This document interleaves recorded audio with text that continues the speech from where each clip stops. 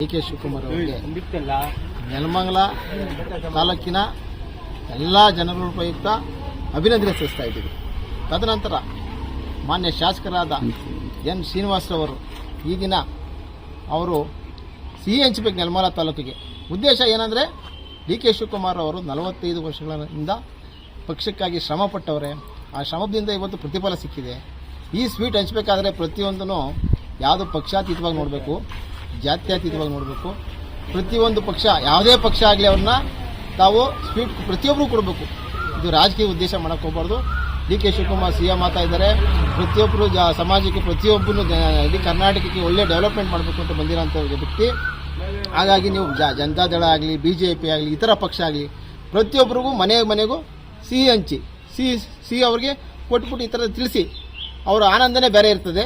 ಇದನ್ನಾಗಿ ದಯವಿಟ್ಟು ನೀವು ಮಾಡಬೇಕು ಅಂತ ಹೇಳಿದ್ರೆ ಅದನ್ನೇ ನಾವು ಗಮನದಲ್ಲಿ ಇಟ್ಕೊಂಡು ನಾವು ಯಾವುದೇ ಪಕ್ಷಾತೀತವಾಗಿ ಪ್ರತಿಯೊಂದು ಪಕ್ಷಕ್ಕೂ, ಪ್ರತಿಯೊಂದು ಸಮಾಜಕ್ಕೂ, ಮನೆಗೂ ಸಹ ನಾವು ಸ್ವೀಟ್ಸ್ ಇರ್ತಿದ್ದೀವಿ. ಬಾಡಿಗೆ ಮನೆ ಆಗಲಿ, ಸ್ವಂತ ಮನೆ ಆಗಲಿ, ಎಲ್ಲ ತುಂಬ ಖುಷಿ ಆಗ್ತಾವ್ರೆ. ಒಳ್ಳೇದಾಗ್ಲಣ ಅಂತವ್ರೆ. ಇದರಿಂದ ನಮ್ಮ ಶಾಸಕರಿಗೂ ಸಹ, ನಮಗೂ ಸಹ ಭಾರಿ ಆನಂದ ಆಯಿತು. ಮನೆ ತಲುಪ್ತು.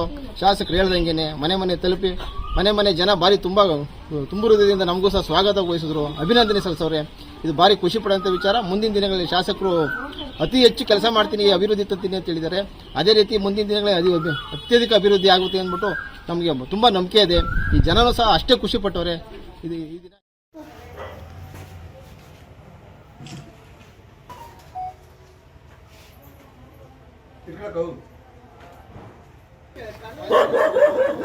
ಡಿ.ಕೆ. ಶಿವಕುಮಾರ್